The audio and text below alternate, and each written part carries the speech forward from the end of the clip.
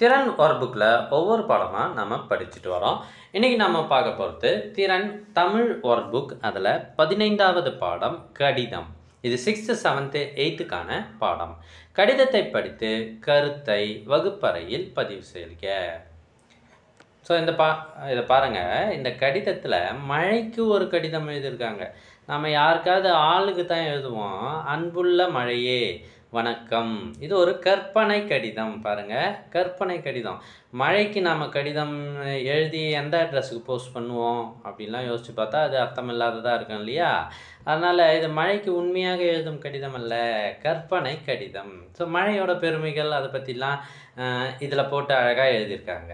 இப்போ அடுத்தது நமக்கு வேலை. என்ன சார் வேலை அப்படின்னா, உங்களுக்கு பிடித்த ஒருவருக்கு, யாராவது ஆளாக இருந்தால் கூட எழுதுங்க, ஒன்றும் பிரச்சனை இல்லை. ஒரு பொருளுக்கு கடிதம் எழுதுக. ஒரு பொருளோ ஒரு உயிரோ, அது ஒரு சப்போஸ் உங்கள் வீட்டில் ஒரு நாய்க்குட்டி இருந்தால் அந்த நாய்க்குட்டிக்கு கூட கடிதம் எழுதுங்க, இல்லை பூனைக்கு கடிதம் எழுதுங்க. நான் இங்கே ஒரு ஆலமரத்துக்கு கடிதம் எழுதியிருக்கேன். பாருங்கள்.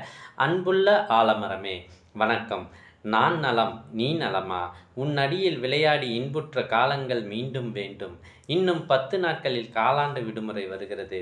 விடுமுறையில் ஊருக்கு வருவேன் உன்னை பார்க்க.